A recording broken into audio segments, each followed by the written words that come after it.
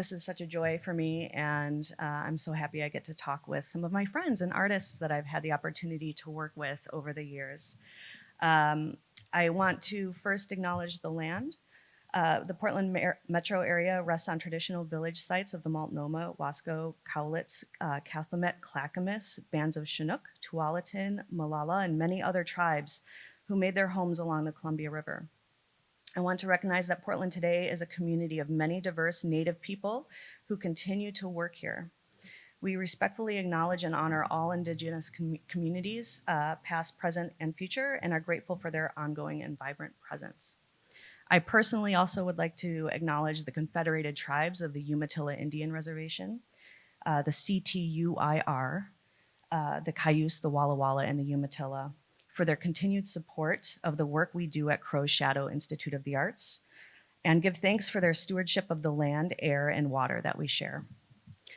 There are many deserving local and regional Native organizations that would welcome your financial support, and I encourage you to look them up. All right, so Crow's Shadow. Crow's Shadow was founded in 1992 by James Lavador. He is a famous painter. You've probably seen his pieces around Portland in the Northwest.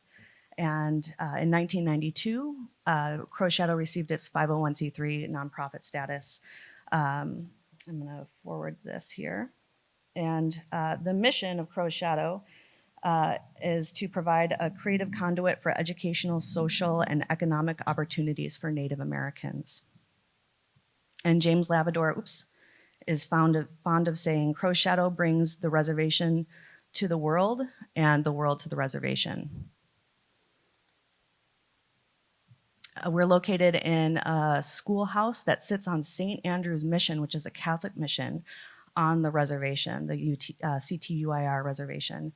And in 1997, we received our first grant to do the renovations on the ground level, which is where Crow's Shadow is still located today. In 2001, Crow's Shadow conducted a symposium called A Conduit to the Mainstream, and it brought together Native artists, thinkers, curators, and other tribal leaders to think about the future of Indigenous art making in the Northwest, particular, and everyone that was at that symposium really influenced the progression of Crow's Shadow, including master printer Frank Jansen, who was hired in 2001, and he was the one that established the professional printmaking program that we have today. This is our studio. So we have 2 lithography presses, an etching press. We have a small office space. When artists are at Crow's Shadow, they stay in a little room off to the side, and they stay there for 2 weeks at a time. And my personal history, I've been printmaking and doing print for over 20 years. I went to undergrad at Alfred University, and I received my MFA in print media from Virginia Commonwealth University. And then I went, my first job out of grad school was teaching at the Evergreen State College, and I was there from 2005 to 2014. And I taught drawing and printmaking, and I ran the print studio. After 9 years, I left and went to Tamarind Institute and studied collaborative lithography. So if printmaking is a niche in the art world, collaborative lithography is like the pinnacle niche that you can possibly get in the field. And that's how I ended up at Crow's Shadow. As I applied for the job. I worked with Frank Jansen for 6 months, and then I took over the studio in 2018. So at the end of this year, I've been in charge of that studio for 5 years, and I've worked with many wonderful artists. Thank you. So what is collaborative printing? What is an original print? Collaborative printing and fine print publishing have a long history. Artists collaborate with master printers. Master printers are usually the most knowledgeable and experienced printer in a given shop, or they run the shop themselves. And the artist and the printer work together to make original works of art. They're not reproductions of artwork that already exists. So we come together and create something from nothing in the studio. And typically our edition sizes range from 10 to 20 sellable impressions. All the impressions look exactly the same. So once the artist is gone, and they leave their residency, we edition the work. And sometimes that's 6 months after they leave. After that edition is pulled, no future editions of that print will ever be produced again. So it's truly limited. They're considered original works of art. And there's a whole huge market for this, and a whole huge publishing industry that people that aren't necessarily involved in the print world, they're not kind of tapped into or tuned into. The expectations during residencies at Crow's Shadow is that artists work for 2 weeks with the master printer, that's myself, and my assistant, Maggie Middleton. And we work usually to create 2 lithographs and maybe a monoprint or a monotype series. We're primarily grant funded, so the majority of the artists don't have a lot of publishing costs to pay down, but once the publishing costs are paid down, we split sales with the artists 50-50. We have about 3 to 6 artists a year, and each artist produces at least 2 lithographs. And we primarily focus on regional and native voices in the studio, but we also work with Oregon-based artists through the Ford Family Foundation. So my role is as a technician and as a project manager of sorts. I give artists tools and time in order to create original works of art, and my technical expertise carries out their artistic visions. We experiment together to create works of art, again, that neither of us would be able to make alone. So I just lost my train of thought. I'm so sorry. I'm getting a little nervous. As a professional collaborative printer, I research, question, and observe how each artist interacts and works in the studio. Every experience I have collaborating with artists informs future residencies. Every artist is different in how they approach their work with us. And it's really amazing to be able to witness and see that, and it's truly humbling as well. The depth and breadth that artists bring to the studio is truly one of a kind, and it's always a recalibration of sorts as I work through the beginnings of all the residencies with artists. I have a series of questions that I always ask myself as I'm working with artists, and I'm going to read through some of those. And it was nice. I don't usually give presentations like this. I can talk about Crow's Shadow and the history and how we do the finances and how we publish things and all of those things, but I rarely get to talk about the collaboration aspect, and it's a little bit of a behind the scenes look at what I do. And of course, Avantika and Yuhi are going to talk about their experiences as artists in just a moment. So some of the questions that I ask myself are, what materials are the artists comfortable with?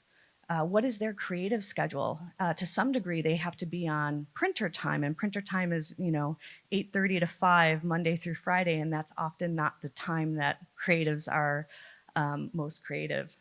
So they have to kind of bend to our schedule a little bit. How much attention and reassurance do they need? Some people don't need any attention. In fact, they don't want you to watch the creative process.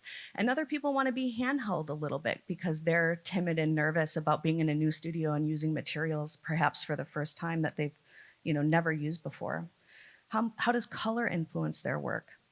How do they think about building an image? How do they make marks? What techniques or processes can I offer an artist that most represents their aesthetic?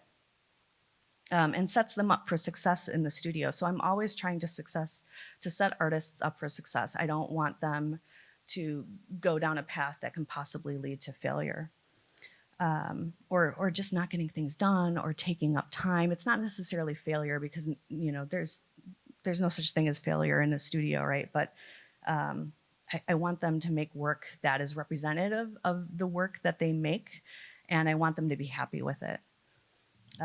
That's probably my number one goal. How do we manage expectations of each other and what can be realistically completed over the course of 2 weeks? How much information do they need to know about technique or process? And what is their need to know tolerance? I never want to overwhelm artists working with a new medium with too many options. So here's an image of print being editioned. So this is that editioning process. Each layer is one run through the press. And those are 2 lithographs that Marwan Begay made in 2018. Here's Avantika. And this was a really difficult piece to make. It was a black on black piece. It doesn't photograph very well. You really have to see it in person. More of Avantika's pieces. And there's James Lavador with the first piece that we collaborated on called Summer, and that was released in 2019. And that was a really intense collaboration, but I'd like to think that I gained his respect with that work. Another question that I ask myself is when does a project become overly complicated? How can I steer artists in different directions if I feel like they're going down a path that will not reconcile with their creative vision or becomes too technically challenging, labor intensive and time consuming? So, there is a budget aspect that I keep in mind, but I'm trying to let people be the most creative they can be in the studio and experiment within a limited time frame and still have results. It's a really interesting kind of conundrum to have. Here's Yoon-hee making her work in 2019. And there are some of her pieces. So every artist approaches collaboration differently. The artist must trust the printer from ideation through proofing processes and ultimately editioning of the print. The process is full of intuition, human psychology, and creative experimentation. The responsibility that I feel towards accurately representing the work of each artist is immense and sometimes terrible. It's such a pressure to kind of hold someone's project in your hands, and I'm sure as designers, if you're designers, you can maybe relate to that idea a little bit, because eventually you have to present them the results, right? And then they have to sign off on it, and then we have to sell it. So there's a lot involved. Inevitably, each print must be editioned, often long after the artist has left the studio. My eyes are most likely the eyes that will look at these prints the longest, the most deeply, and the most carefully. I scrutinize every part of the printing process to ensure the prints meet my standards, the artist's standards, and the standards of the publishing field. So there's just immense pressure to be involved not only in the artist's creative practice, but also in the publishing field for me. So Ralph, this is Emily Arthur during her residency last summer, I believe. Yeah, 2021. And that's the editioning process. So you can see our press there in the background and how things kind of lay out, and then ultimately what the finished project can look like. John Hitchcock was in the studio. Every artist has their own aesthetic, and we try to match their aesthetic. I'm really interested in, there's always like a juxtaposition between color and quietness and negative space and then interactive space in prints. John's are very, very striking and colorful and dancing, whereas Yoon-hee's prints are a little bit more quiet and playful. And Jeremy Okai Davis was the person that spoke here last year that introduced Crow Shadow to Creative Mornings. So I had to throw in Jeremy. He's amazing. In closing, 2 weeks is just enough time to become comfortable with the process, to begin to feel the depth and potential the medium can offer. Every artist I work with says that time has always flown by. When I have the opportunity to work with artists twice, inevitably the second collaboration is smoother and more focused. I learn so much from every artist I work with, and the way in which I collaborate with artists continues to evolve over time and years. And the way that I collaborated with Yoon-hee and Avantika in those first couple of years is different than I collaborate with artists now, because I learned from them and I learned from their residencies. So thank you very much.